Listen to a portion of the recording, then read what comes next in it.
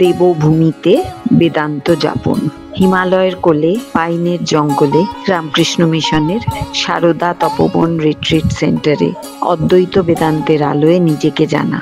এর আগেও দুবার এসেছি এই রিট্রিটে। এক অনন্য আকর্ষণ। এবারেও সঙ্গে আমার ফুড ফারিস্তার ঝুলি। যা কিছু জানবো, যা কিছু অমূল্য রতন কুড়িয়ে পাবো, সবই আপনাদের সঙ্গে ভাগ করে নেব।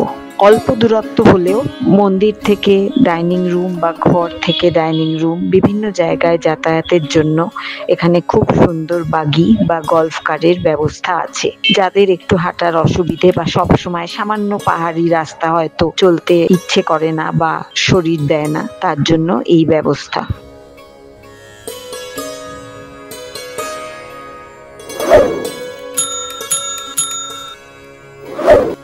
এই সেন্টার জুড়ে থাকার জন্য ভীষণ সুন্দর সুন্দর কটেজ, ডাইনিং হল আর অসাধারণ সুন্দর মেডিটেশন রুম। প্রকৃতি ঈশ্বর, তাকে জানতে, সরাসরি উপলব্ধি করতে অপরোক্ষানুভূতির পাঠই তো শ্রেষ্ঠ উপায়। এসেছি রামকৃষ্ণ মিশনের সারদা তপোবন রিট্রিট সেন্টারে, উত্তরাখণ্ডে জলঙ্গিতে তেহরি ড্যামের কাছে। যার পরিশ্রমের স্বপ্নে এই সেন্টার গড়ে উঠেছেন তিনি শ্রদ্ধেয় স্বামী শান্তাত্মানন্দ মহারাজ। আর আগামী 4 দিন আমি এই রিট্রিটে, যার কাছে আমরা পড়াশোনা করব, অদ্বৈত বেদান্ত সম্পর্কে শিখব, তিনি শ্রদ্ধেয় স্বামী শুদ্ধিদানন্দ মহারাজ। তিনি মায়াবতীর অধ্যক্ষ। এবং এই অদ্বৈত বেদান্ত কিভাবে আমাদের দৈনন্দিন জীবনে কাজে লাগে, কিভাবে এই বেদান্তের উপর ভিত্তি করে আমাদের জীবনকে গড়ে তুলতে পারি, তারই পাঠ নেব আগামী 4 দিন। হিমালয়ের কোলে পাইনের জঙ্গলে সারদা তপোবন রিট্রিট সেন্টার আগামী 4 দিনের আমার ঠিকানা। আগেও এসেছি এই রিট্রিট সেন্টারে, বারবার ফিরে ফিরে আসি জীবনের পাঠ নিতে, নিজেকে জানতে, নিজের সঙ্গে সময় কাটাতে। এই পাঠে এবারে যিনি আমাদের মাস্টারমশাই, তিনি শ্রদ্ধেয় স্বামী শুদ্ধিদানন্দ মহারাজ, মায়াবতীর অধ্যক্ষ। চলুন আমি দেখাই কি আমি শিখলাম এবং কি জানলাম এই 4 দিনের পাঠে। যে কোনো রিট্রিটেই একটা নিয়ম বা রেজিম থাকে, এখানেও সেই রকমই। ভোরবেলায় মেডিটেশন, তারপরে সারাদিন ক্লাস, মাঝে breakfast, tea break, lunch, evening tea, তারপরে আরতি এবং সবশেষে ডিনার। এবারে রিট্রিটে বিষয় ছিল অপরোক্ষানুভূতি, অর্থাৎ সেলফ রিয়ালাইজেশন। নিজেকে সরাসরি জানা এবং নিজেকে জানার মাধ্যমে ঈশ্বরকে জানা। অতি সুন্দরভাবে আমাদের বুঝিয়ে দিলেন শ্রদ্ধেয় স্বামী শুদ্ধিদানন্দ মহারাজ, মায়াবতীর অধ্যক্ষ। Pradam Maharaj, good morning. Thank you so much for giving me this time in spite of this busy schedule. And in these 3 days retreat, we have wonderfully taught us Advaita Vedanta and Aparokshanubhuti. And there you wonderfully said that Advaita Vedanta is a wonderful way of guiding life or handling life. How does Advaita Vedanta works as a coping mechanism for everyday life or normal human beings? Sri Ramakrishna says that one should tie the knowledge of Advaita to the corner of your cloth and then lead your life. This is, in my opinion, one of the most important prescription which Sri Ramakrishna gives to the entire humanity. And there is a deep, deep, profound idea behind it. The idea is that when we have the right vision, and the right vision is the vision of Advaita, and then alone with this vision we succeed in handling our day-to-day life in a very intelligent manner. All the great Vedantic teachers, they have spoken about this right vision, which is known as Samyak Darshanam. This is what actually Arjuna also was facing above. He didn't have the right vision, and Krishna was giving him how to handle that situation with the right vision. And of course, it is not one day job. It's a lifelong, strenuous struggle to cultivate this vision and to be established in this vision. It takes time. Another thing, during our critical situations, ailment, fear, so many things that there are ups and downs of life. How can it help? What makes the person fearless, free from many defects? All our defects we can overcome only through self-knowledge. Self-knowledge literally means who I am. When you know the meaning of I, from there the real beautiful life begins from that sphere. from that point onwards. You told us that the young generation from the early age it should start. So in this precarious situation, how can they be helped? Definitely, see, that is why Swami Vivekananda was very, very passionate about this issue.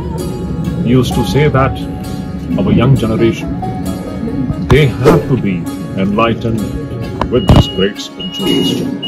Because this young generation, they are the future of this country. They are not only the future of this country, they are the future of the entire humanity.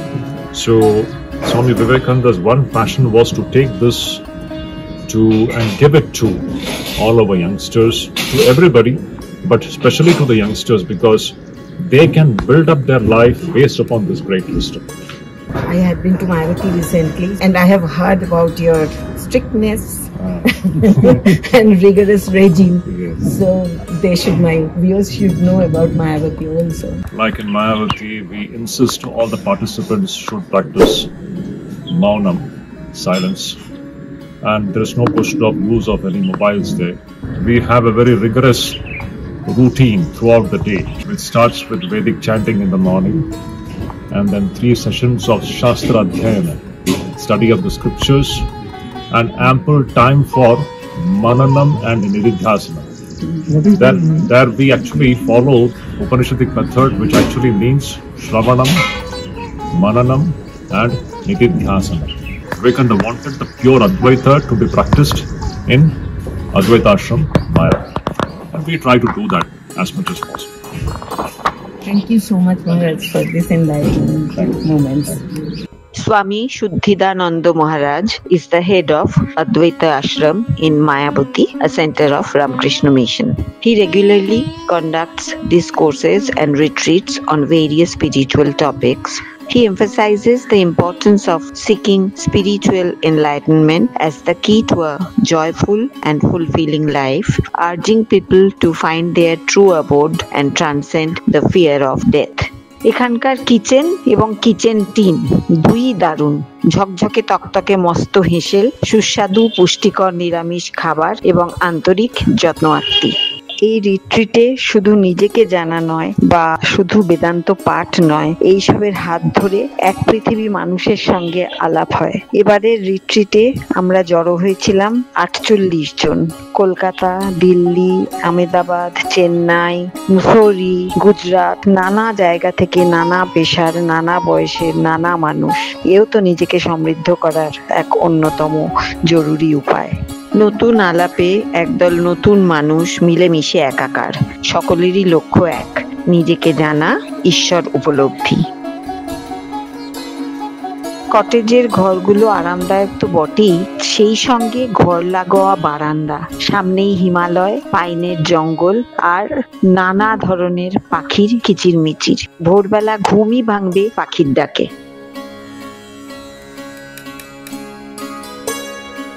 I have come here in Sharoda Tapovan and it has been an amazingly divine experience attending a 3-day retreat with Swami Shuddhidananda Ji. A lot of facts about life, a lot of what should be the vision for life, what is the end objective of life. It was like a bolt in the blue, for me. A lot of things unraveled, a lot of queries about life, misconceptions got answered. So deeply grateful to Sharda Tapovan, Swamiji and all the colleagues here. It's a lot of learning from everyone. This retreat has been really great with the conviction with which Maharaj talks about the truth, removes so many doubts that we have and makes this so attainable for us. আমি শর্মিলা বসু ঠাকুরের food ফারিস্তার ভিডিওটা হঠাৎ দেখে আমার এত ভালো লাগলো। আর যেহেতু আমরা রামকৃষ্ণ ঠাকুরের পরিবারের দীক্ষিত, সেই জন্যে আমরা এখানে এসেছি। আর স্বামী শুদ্ধিদানন্দজি মহারাজের রিট্রিট ছিল 3 দিনে, খুব ভালো লাগলো, অনেক এনলাইটেনমেন্ট হলো, পেলাম। আর আবার ভবিষ্যতে আসার ইচ্ছা আছে। While definitely we can learn in usual classroom setting, but a place like this, it enhances the entire learning experience. So blessed that I could come here and absorb not just the teaching but also in the serenity of this place. Wonderful place. শর্মিলার ভিডিওর চ্যানেলটা food ফরিস্তা, সেটা হঠাৎই হাতে এসে গেল। এসে দেখলাম যে এখানে একটা খুব সুন্দর রিট্রিট হবে সারদা তপবনে। এখানে যে শান্ত পরিবেশ, শহরের কোলাহল মুক্ত, আমাদের দুরন্ত জীবনের যে ছুটি থাকা তার থেকে কয়েক দণ্ড যেন শান্তি। ভীষণই সুব্যবস্থা, ঘর থেকে শুরু করে গলফ কার্ট ইত্যাদিরও ব্যবস্থা রয়েছে। যে কোনো বয়স্ক লোক খুব সুন্দরভাবে আপনারা আসতে পারবেন। রিট্রিটে আসুন বা কোনো এক সময় ঘুরে যান, ঠাকুরের কৃপা সবার উপরে হোক, সবাই যেন একবার অন্তত সারদা তপবনে আসতে পারে। এইটা হচ্ছে একটা রিট্রিট সেন্টার। সারা বছর ধরে এদের রিট্রিট হয়, প্রায় প্রতি মাসে একাধিক রিট্রিট হয়। নানান মহারাজরা সারা দেশ বিদেশ থেকে, বহু জায়গা থেকে মহারাজরা এসে আমাদের পড়াশোনা করায়। এখানে সুন্দর অসাধারণ সব কটেজ রয়েছে থাকার জন্য, থাকা খাওয়ার ব্যবস্থা এরাই সব করে দেন। এবং এখানে রিট্রিটেই আসতে হবে, এটা অনেকে জানতে চাইছিলেন যে কী করে যাব, কিভাবে থাকা যায়, কিভাবে বুকিং করা যায়। এপিসোডের শেষে সবটাই দেওয়া থাকবে এবং অনলাইনে এদের সমস্ত কিছু দেওয়া আছে। কিন্তু একটা জিনিস মাথায় রাখবেন, রিট্রিট করতে হবে তবেই এখানে আসতে পারবেন। এবং সারা বছর ধরে রিট্রিট চলে, কোনো কঠিন বিষয় নয়। জীবনটাকে আরেকটু সুন্দর করতে, আরেকটু ভালো করতে, নিজেকে আরেকটু খুশি করতে, নিজেকে জানতে এবং নিজের সঙ্গে সময় কাটাতে এই রিট্রিট একান্ত জরুরি, এই রিট্রিট সেন্টার একান্ত জরুরি। তাই জলঙ্গিতে চলে আসতে হবে সারদা তপবন রিট্রিট সেন্টারে।